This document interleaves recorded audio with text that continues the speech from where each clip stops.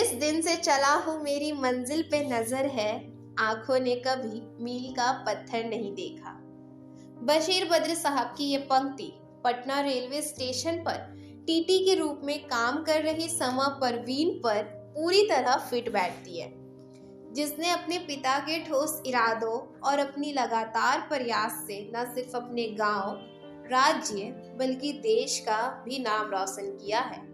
साल 2017 में समा ईरान में हुए 5th Asian kabaddi championship tournament में भारतीय टीम का हिस्सा थी।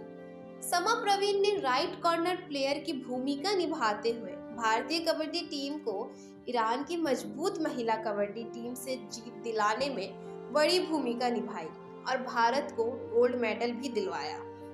भारतीय कबड्डी टीम की ये जीत महज एक टीम की जीत नहीं थी, बल्कि जहां समा परवीन जैसे खिलाड़ियों के लिए एक खूबसूरत जिंदगी का सौगात, तो वहीं समाज की तंग सोचों का एक तगड़ा जवाब भी था।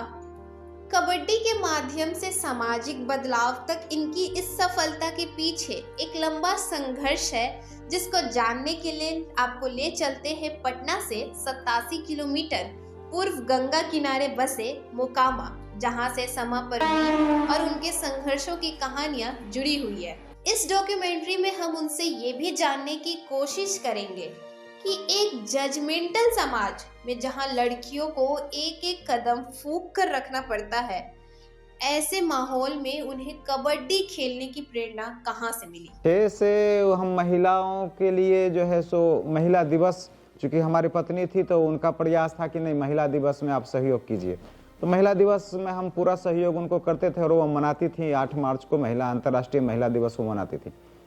तो उसी टाइम में हमने ऑर्गेनाइज किया था वो स्कूली स्तर की कबड्डी को, और संयोग ऐसा था कि हमारे गांव में एक स्कूल था, वहाँ से जो है सो बच्चियाँ पार्टिसिपेट की।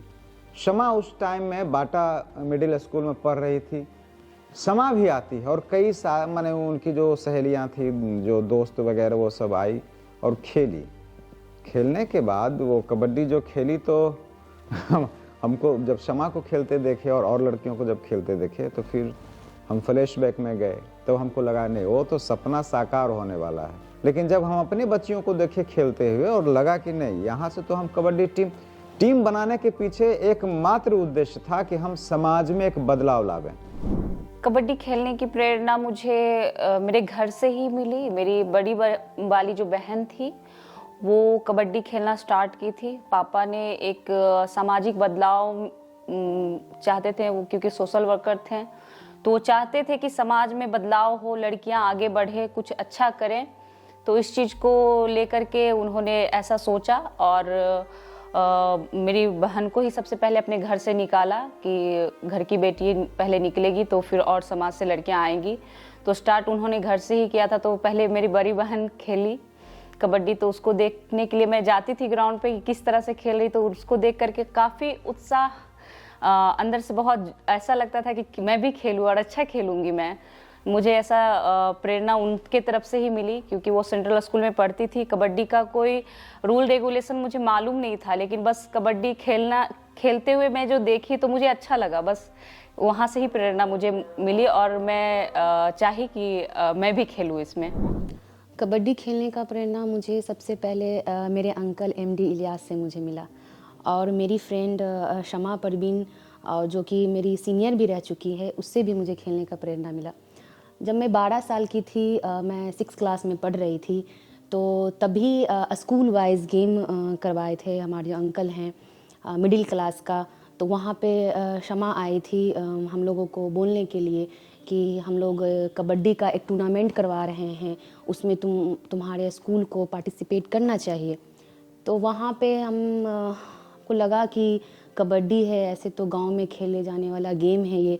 हम लोग एक लाइन पार के ऐसे खेलते थे, चलो खेल करके देखते हैं कैसा है। तो वहाँ पे जब हम गए तो खेले, हमको बहुत अच्छा लगा। हमारे अंकल जो हैं वो हमको देखे खेलते हुए, बोले कि तुम बहुत अच्छा खेलोगी आगे चल करके। फिर समा भी बहुत समझाई कि चलो इसमें तुम बहुत अच्छा करोगी, आओ खेलो, इसमें फ्यूचर है। मैं भी खेलती हूँ, मैंने एक नेशनल भी खेल लिया है। तो मुझे भी लगा कि इसमें खेलना चाहिए। एक मजदूर की बेटी को ये प्रेरणा मिलना सही मायनों में कई तरह की सामाजिक और आर्थिक चुनौतियों को न्योता देने जैसा था, जिस पर समा और उनके पिता ने खुलकर बात की। गरीब घर के खिलाड़ी होती है जो कबड्डी खेलती है। आपको पता है समा परिवार किस परिवार से आते हैं? उसके पिताजी मजदूर थे, बाटा में नौकरी करते थे। हम लोग ने उसको मेहनत करके आगे बढ़ाए और उसमें उनके योगदान माता पिता का भी है। 2017 की बात है। 2017 में ही हम केरल गए थे काम करने के लिए, चूँकि जो भी हम बाटा में काम करते थे वहाँ, और वो बाटा बंद होने के बाद जो भी पैसा मिला था वो पैसा धीरे धीरे करके खर्च हो गया, और उसके बाद फिर मेरे सामने में आर्थिक संकट आ गया।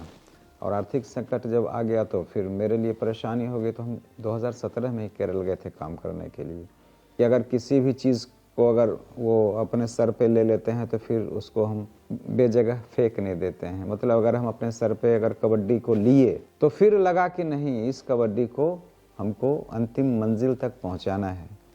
तो ये है। तो वहाँ एक तो सूट नहीं किया, वो हम वहाँ नहीं रह पाए, तबीयत भी ख़राब हो गया, और साथ में एक चिंता जो बनी हुई थी मेरे जाने के बाद कबड्डी टीम यहाँ डावाडोल स्थिति में पहुँच गई।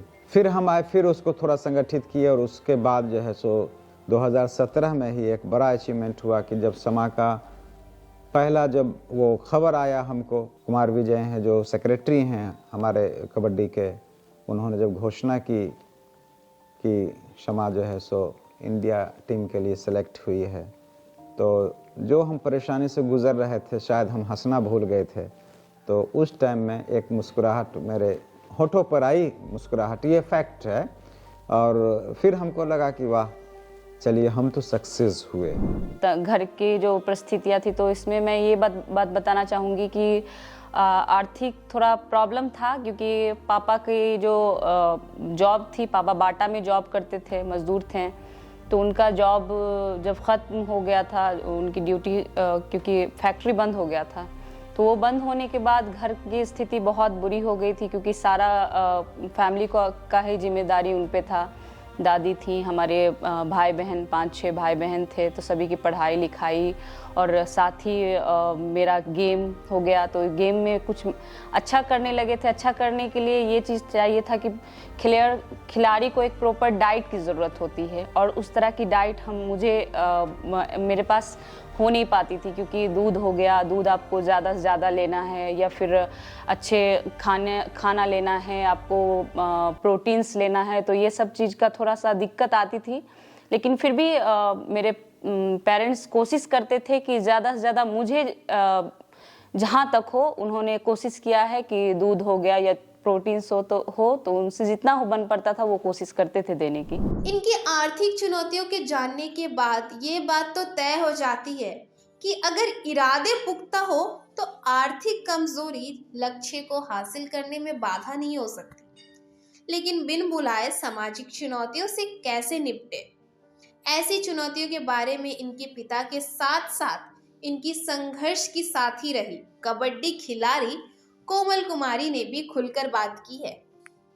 बच्चियों को जब हम स्टार्ट किए थे, हालांकि हम चूँकि समाज को भली भांति जानते थे, और हमारे दिमाग में जो है सो वो सामाजिक एक्टिविटी जो होती है वो कैसे क्या करना है नहीं करना है वो सब सारा हमको पता है। तो शुरू में जब हम टीम का जब गठन कर रहे थे तो लोगों को हम यह महसूस होने के लिए नहीं दिए कि हम टीम बना रहे हैं। मतलब एक छुपा करके हम टीम को बनाए, लोगों से नज़रें बचा करके टीम को बनाए। और टीम को बनाने के बाद जब लोग जानने लगे, जब हम यहाँ से बच्चियों को लेकर के जाते थे कबड्डी में, जब कहीं टूर्नामेंट होता था, लोग जब जानने लगे तो फिर लोग सक्रिय हुए। जो वैसे लोग थे कबड्डी को टीम को तोड़ने का भी जो प्रयास किया गया वो सब भी किए। हम अपने यहाँ लगभग 22-23 ग्राउंड, प्रैक्टिस का जो ग्राउंड होता था उसको हमको चेंज करना पड़ा मजबूरी में। कहीं अपना खेल रहे हैं बच्चे, वहाँ किसी को प्रॉब्लम हुआ, वहाँ से हम हटा करके दूसरे जगह ले गए, दूसरे जगह से तीसरे जगह, तो 22-23 जगह अभी तक चेंज किए हैं। अभी बच्चियाँ ओटा में प्रैक्टिस करती हैं, हम लोग के मिक्की दा हैं, उनका सपोर्ट से, सहयोग से। और औटा में जो टीचर हैं शिला हाई स्कूल के, उन लोग के सहयोग से या औटा के ग्रामीणों के सहयोग से अभी जो है सो वहाँ बच्चियाँ प्रैक्टिस करती है। तो ये सब चुनौतियाँ हैं और मोटा मोटी बात समझिए कि सोशल रेवोल्यूशन जो होता है, जो सामाजिक क्रांति होती है, तो वो थोड़ा सा कठिन भरा होता है। देखिए, सबसे बड़ा समा परवीन का ये संघर्ष है कि जिस समुदाय से वो आती है वो समुदाय आज भी खेल में बहुत पीछे है। ये कहते हुए मेरे को थोड़ा शर्म नहीं आती है। आज भी उस समुदाय के खासकर लड़कियों के घर से निकलने लोग नहीं देना चाहते हैं, लेकिन समा के माता पिता ने खुद अपनी बच्ची को मोकामा के दरियापुर से निकालकर उसको प्रैक्टिस कराना, हम लोग से सहयोग लेना, हम लोग अच्छे कोच का उपलब्ध कराए और उसके माता पिता का योगदान रहे, तो समा परवीन ने आगे बढ़कर काम किया और हम लोग उसको सहयोग किया। साइकिल से जब हम आते थे खेलने के लिए, तो यहाँ से खेल के जब जाते थे 2-3 लड़का पीछे पड़ जाता था, वो कबड्डी कबड्डी करके मेरा नाम ले करके चिल्लाता था, बहुत परेशान करता था। तो कई बार फिर अंकल को बोले तो अंकल आंटी और 2-3 महिलाएं थे हमारे साथ जो जुड़ी हुई थी, उनके साथ मिल करके फिर जो भी लड़का बोलता था उनके घर पे जा करके उन लोगों से मतलब बोलना कि लड़की है, तुम लोग क्यों परेशान करते हो, खेलने दो, ये लोग खेलने के लिए निकली है, कुछ अच्छा आगे करेगी, तुम लोग इस तरह से परेशान करोगे तो ये लोग कैसे आगे बढ़ेगी। तो उन लोगों को जाके बोला जाता था। फिर ठीक है, फिर हम भी हिम्मत करके अपना कभी रुके नहीं, अपना खेलते रहें। फिर एक बार ऐसा आया, फिर हम साइकिल से निकल रहे थे तो एक लड़का मेरा दुपट्टा ऐसा करके खींच लिया था। फिर हम बोले अंकल अब हम नहीं खेलेंगे कबड्डी, बार बार मेरे साथ इस तरह का चीज़ें हो रहा है, कभी गांव में कभी रोड पे, हम नहीं खेलेंगे, छोड़ देते। हम बहुत ज़्यादा परेशान हो गए थे। अंकल बोले बेटा तुमको यहाँ तक आकर के नहीं ऐसे परेशान होना, ये लोग परेशान करेंगे ही ताकि तुम कबड्डी खेलना छोड़ दो, ऐसा होता ही रहेगा, तुमको रुकना नहीं है, इन लोगों से डट कर के सामना करना है, हम लोग हैं तुम्हारे साथ। तो फिर हमको लगा कि नहीं, इसको कंटिन्यू करते रहना चाहिए। फिर हम कंटिन्यू किए इस चीज़ में। कबड्डी खेलते वक्त सामाजिक तो बहुत सारी परेशानियां आई, जैसे कि हम जिस कौम से आते हैं मुस्लिम समाज से, तो यहाँ पे बाहर निकलने पर अगर जिस तरह का मेरा ड्रेस कोड था, तो बाहर जब निकलते थे तो समाज के लोग बहुत दूसरी तरह से देखते थे, उनका नज़रिया देखने का कुछ और रहता था। लेकिन खैर उनके नज़रिया पे मेरा कभी फोकस नहीं रहा, वो क्या देख रहे हैं, वो क्या कह रहे हैं, कमेंटबाजी कर रहे हैं। तो बाहर निकलने पर बहुत सारे लोग बोलते भी थे, तो इसका सामना मुझसे ज़्यादा मेरे फैमिली को करना पड़ा, मेरे पापा को, मेरे मम्मी को करना पड़ा। लेकिन मेरे साथ पेरेंट्स मेरे साथ बहुत मजबूती से खड़े थे, तो इसके लिए मुझे फिक्र नहीं करना था। मेरा जो फोकस था, मेरा जो एम था, जो मेरा गोल था, उस पर ही मेरा ध्यान था। तो समाज में थोड़ा कठिनाई हुई। समा प्रवीण और उनके पिता और उनकी साथी खिलाड़ी कोमल कुमारी के लिए सामाजिक और आर्थिक चुनौतियों के साथ साथ ग्राउंड की चुनौतियां भी हल कर पाना आसान नहीं था। कील से लेकर कांच तक उन्हें हटाना पड़ा, तब जाकर प्रैक्टिस कर पाना संभव हो पाया। अगर ये कहा जाए कि ये सफलता इन्हें कांटों की राह पार कर मिली है, तो कोई झूठ नहीं होगी। और ग्राउंड में जब खेलते थे, खेलने के वक्त ग्राउंड में कील वगैरह आ जाते थे। कुछ लोग उसको हम यही कहेंगे क्योंकि एक बार की बात नहीं थी, कई ऐसे बार थे जब हम लोग सफाई करते थे ग्राउंड का, तो कील हो गया या फिर कांच हो गया, तो ये सब चीज़ साफ करने के दौरान निकलता था। तो ये बार बार इस तरह का आता था, तो ये जानबूझ करके किसी का ऐसा मोटिव रहता था कि इन लोगों को परेशान किया जाए। लेकिन हम लोग इस चीज़ से घबराते नहीं थे, हम लोग फिर साफ सफाई कर करके खेलते ही थे। बाकी हम लोग का कोई एक प्रॉपर ग्राउंड नहीं था, हम लोग एक नहीं कई ग्राउंड हम लोगों ने चेंज किया था इस बीच में। खैर ये सिलसिला चलता रहा और क्या है, फिर हम लोग आज खेल ही रहे हैं। समाज से जूझते हुए भी समाज में कुछ अच्छे लोग होते हैं तो कुछ बुरे लोग भी होते हैं, तो इस तरह का चीज़ चलता रहा। जब हम लोग ग्राउंड में खेलने के लिए जाते थे तो वहाँ पे बैठ करके कमेंटबाजी, हम लोग ग्राउंड साफ वगैरह कर करके खेलते थे। वहाँ पे मल मूत्र मतलब करवा दिया जाता था, ईंट पत्थर फेंक दिया जाता था। आज वही लोग जो हम लोगों को ग्राउंड साफ़ करने के लिए पानी जो हम लोग पटाते थे ग्राउंड में, नल पे जाते थे तो हम लोग को नल पे से पानी लेने के लिए नहीं दिया जाता था। वो ये तो थी संघर्ष के दिनों की कहानियां। अब जानते हैं इनके जिंदगी के बहारों के मौसम के बारे में, यानी इनके राजकीय और राष्ट्रीय टीम के सिलेक्शन की कहानियां। सेक्रेटरी के द्वारा हमारे जो सचिव है कुमार विजय, उन्होंने कहा कि आपका सिलेक्शन हो गया। कॉल आया तो अकेली थी वहाँ पे, खुशी भी किसी के सामने जाहिर नहीं कर रही थी। घर में खुशी का माहौल बन चुका था, गांव में भी ये सब बातें धीरे धीरे फैलने लगी, पेपर में आया, न्यूज़ में आया। कोई भी खिलाड़ी जब देश का प्रतिनिधित्व करता है तो सबसे पहले उसका जो सेक्रेटरी होता है उसको काफ़ी गर्व होता है कि हमारा एक खिलाड़ी भारत का नाम रोशन किया। तो ये अपने आप में गर्व की बात है, तो हमको तो खुशी होना ही है। और ख़ासकर समा ऐसे लड़की जो एक गरीब घर के आई है, अपने छोटे से मध्यम नहीं बल्कि गरीब परिवार से, अपने माता पिता के सहयोग से, हम लोग के सहयोग से भारत का नाम रोशन किया, तो हमारे लिए इससे खुशी की बात और क्या होगी। राष्ट्रीय टीम में सिलेक्शन के बाद अब बारी थी अंतिम इम्तिहान की। कबड्डी में मजबूत ईरान टीम को उनके ही घर में हराने और भारत को गोल्ड मेडल दिलाने में एक खिलाड़ी के तौर पर समा परवीन का प्रदर्शन काफ़ी शानदार रहा। जब मैच हो रहा था तो हम लोग देख रहे थे कि मैच कैसे चल रहा है, इंडिया टीम कैसे जीतेगी। खासकर ईरान में प्रतियोगिता हो रहा था। ईरान अपने आप में एक मजबूत टीम है, भारत को टक्कर दे रही है। उसमें समा परवीन का प्रदर्शन देखकर हमको तो काफ़ी खुशी हुआ। और चूँकि हम बिहार के भी सेक्रेटरी हैं, पूरे देश को तो देखते ही हैं, बिहार को देखते हैं, तो मेरे लिए इससे गर्व की बात और क्या होगी। हमारा खिलाड़ी अच्छा प्रदर्शन कर कर मेडल ला रहा है। शमा जब जीतती है, गोल्ड मेडल जब लगता है, वो बहुत मेरा रोंगटा खड़ा हो जाता है। मतलब कहने का मतलब है मेरा रोया जो है सो रोमांचित हो जाता है। और उसके बाद जब वो भारत का जो है सो नेशनल एंथम बजता है और अपना झंडा जो है सो वो जब ऊपर की तरफ जो जाता है धीरे धीरे कर करके, तो वह सीन जो है सो मतलब मेरे सीना को जो है सो गर्व से चौड़ा कर दिया। और वह जो मतलब जो खुशी महसूस हुई, मतलब ज़िंदगी में उतनी बड़ी खुशी हमको कभी नहीं महसूस हुई।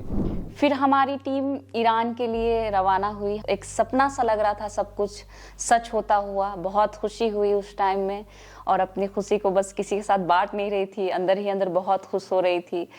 और ऐसा लग रहा था जो समाज में जितने लोग नेगेटिव थॉट्स के लोग थे उनके ऊपर एक तमाचा सा है ये। खैर हमारी टीम वहाँ पहुँची और इंडिया टीम पार्टिसिपेट की। कुछ टीम में उतार चढ़ाव हुए, कहीं कहीं हमारा मैच भी फंस रहा था, लेकिन किसी तरह से फाइनल में पहुंची। हमारा भी जिस टाइम में, क्योंकि मैं टीम में नई थी, इंडिया टीम में फर्स्ट टाइम खेलने गई थी, तो मुझे जब मौका मिला तो मैंने अपना बेहतर प्रदर्शन दिया रेडिंग में भी। और क्योंकि मैं राइट कॉर्नर खेलती हूँ तो कॉर्नर में भी मेरा परफॉर्मेंस अच्छा रहा, और रेडिंग भी मेरा काफ़ी अच्छा था, पॉइंट भी बहुत लाए। जिस टाइम टीम गोल्ड मेडल जीता तो उस टाइम में बस जिस टाइम तो मेरा सिलेक्शन हुआ उस टाइम से ही ऐसा लग रहा था कि बस सपना साकार सा होता हुआ नज़र आ रहा था। और जीतना तो था ही, क्योंकि जो दिल में इच्छा और जिस जुनून के साथ टीम गई, बहुत अच्छी प्रैक्टिस के साथ टीम गई, और इंडिया की टीम मानी जाती है कि कबड्डी की बहुत अच्छी है, तो इसके आगे कोई नहीं है। लेकिन ऐसा नहीं है, ईरान टीम बहुत अच्छी है, उससे थोड़ा सा बहुत हम लोगों का फाइनल उसी से था, तो थोड़ा सा वहाँ पे टीम हारते हारते थोड़ा सा बच रही थी। फिर उतार चढ़ाव चल रहा था, फर्स्ट हाफ में, सेकेंड हाफ में, इस तरह का चल रहा था। लेकिन खैर फाइनल हमारी टीम जीती। और जब जीतने के बाद जो हमारा राष्ट्र ध्वज सबसे ऊपर गया और जो राष्ट्रगान बजा, उसका धुन जब कान में सुनाई दिया तो पूरा रोंगटा उस टाइम में खड़ा हो गया था। और इतनी खुशी हुई कि हमारा राष्ट्रगान दूसरे देश में अगर बज रहा है करके, तो ये एक डंका पीटने वाली चीज़ थी। जिस समाज के तानों ने इस खिलाड़ी की संघर्ष को संघर्ष समझने से ही इनकार कर दिया था, जब वही खिलाड़ी अंतर्राष्ट्रीय स्तर पर एशियन कबड्डी चैंपियनशिप टीम में भारत का नाम रोशन कर अपने गांव लौटती है तो गांव वाला का बदला रवैया इस कहावत को सिद्ध करता है कि समय कितना बलवान होता है। जब समा खेल करके आई थी, इंडिया में उसका सिलेक्शन हो गया था। जब समा खेल करके आई थी तो उस टाइम ये देखने को मिला कि जो लोग हमारे अगेंस्ट थे, जो हम लोगों को सपोर्ट नहीं करते थे, जब उसका भव्य स्वागत किया गया था तो उस टाइम वही लोग माला लेकर के खड़े थे। उस टाइम हम देखे कि ये लोग कितना हम लोग को परेशान करते थे। वो लोग हम लोग को जो रोकते थे, आज वही लोग देखे समा के लिए माला लेकर के खड़े हुए हैं और उनके लिए अच्छे अच्छे बातें बोली जा रही थी। जो लोग जब समा खेलती थी, जब हम लोग खेलते थे, तब वो लोग हम लोग के कितना अगेंस्ट थे, कितना बुरा भला बोलते थे। तो ये चीज़ बहुत अच्छा लगा कि अब आज जो समा जब खेल के आई तो सभी लोग सपोर्ट में, मतलब कि हम लोग के साथ खड़े थे। बिहार में मेडल गिना चुना आता था, गोल्ड मेडल या फिर सेकेंड ब्राउन्ज हो गया या फिर सिल्वर मेडल हो गया, और बिहार से बहुत कम प्लेयर जो थी कि अदर कंट्री में वो पार्टिसिपेट कर पाती थी। तो उस टाइम में जब मैं आई थी तो वहाँ पे लोग बोल रहे थे कि 7 साल 8 साल के बाद मेडल आया है बिहार को। तो ये खुशी की बात थी, बिहार के लिए खुशी की बात थी, हमारे गांव समाज के लिए खुशी की बात थी, मेरे लिए खुशी की बात थी। फिर उसके बाद जब गांव पहुंचे तो गांव में पूरा सभी लोग इतना खुश था, पूरा गांव में जिस तरह से लोग अलग नज़र से देखते थे बाहर जब निकलती थी मैं खेलने के लिए, तो अब खुशी का माहौल, सब लोग बहुत आश्चर्य से, बहुत खुशी से, बहुत खुश होकर के हमें देख रहे हैं। और उनके देखने का ये जो तरीका था, ऐसा लग रहा था कि पूरा गर्व महसूस कर रहे हैं कि नहीं, हमारे यहाँ की बेटी खेल करके आई है, जीत करके आई है, डंका पीट करके आई है। तो ये सब माहौल एकदम बिल्कुल उल्टा देख करके मुझे बहुत खुशी हुई। कोई बात नहीं, मैंने उन सब बातों को भुला दिया कि क्या हुआ पिछला बात, बस ये सोचा कि अब जो हो वो अच्छा हो, बेहतर हो। अब जो समाज में लोग देख रहे हैं या अगला जो लड़कियां निकलेगी घर से जो सोचती है कि मैं समा बनूं या फिर आगे अच्छा करूं, तो उसको लोग दूसरे नज़र से नहीं देखे। जो मैं झेली हूं तो वो उन लोगों को ना झेलना पड़े। हमें भी अच्छा लगा और मेरे गांव वाला को भी अच्छा लगा, क्योंकि उन लोग पहले दुस्ती थी और उसके बाद जब देखी तो उन लोग को भी खुशी हुई और माला वाला पहनाई, उसको बहुत अच्छा लगा। और उन लोग को भी लगा कि इसी तरह से हमारी भी बेटी आगे बढ़े। समा परवीन और उसके पिता मोहम्मद इलियास ने जिस सामाजिक बदलाव का सपना देखा था वो साकार हुआ। समा आज लड़कियों के लिए रोल मॉडल है। साथ ही बिहार सरकार की मेडल लाओ नौकरी पाओ की नीति से मोकामा दरियापुर की कई लड़कियों को सरकारी नौकरी मिली। पटना जिला की लड़की ईरान खेल रही, इंटरनेशनल खेल रही है, और सरकार भी जो मेडल ला रहा है उसको नौकरी दे रही है, अच्छी काम कर रही है। मेडल लाओ नौकरी पाओ। जब समा आई तो माननीय मुख्यमंत्री जी या बिहार सरकार ने उसको सम्मानित करने का काम किए। अब पहली बार समा परवीन को 32 लाख रुपया बिहार सरकार ने सम्मानित कर काम किए देने का, और रेलवे में उसको नौकरी लगा। रेलवे में अभी वो पटना जंक्शन में टिकट कलेक्टर के रूप में काम कर रही है। अभी की जो मैं बात करूं तो अभी हमारे टीम से 4 लड़कियां जॉब कर रही है। मुझे लगा करके अभी 4 लड़कियों को जॉब लग चुका है, और नेक्स्ट और भी लड़कियां हैं, 20-25 लड़कियां जो खेल रही है कबड्डी, उन लोगों को भी लगेगा आगे बेहतर और भी बेहतर करेंगी। समा परवीन की स्टोरी से एक बात तो साफ हो जाती है कि सफलता किसी खास धर्म, जाति या जेंडर से जुड़ी हुई नहीं होती है, बल्कि सफलता तो मेहनत की गुलाम होती है। जो समाज बेटियों को कम आंकता है उसे अपने घर के दरीचे से बाहर झांक समा परवीन की सफलता देखनी चाहिए। आज मोकामा की बिटिया समा परवीन पूरे देश की लड़कियों के लिए एक प्रेरणा स्रोत के रूप में उभर कर सामने आई है। हालात जैसे भी रहे हो, उसने कभी हिम्मत नहीं हारी, बल्कि उसकी जीत के जज्बे के सामने समाज के ताने भी फीके पड़ गए। क्योंकि हार हो जाती है जब मान लिया जाता है, हार हो जाती है जब मान लिया जाता है, जीत तब होती है जब ठान लिया जाता है।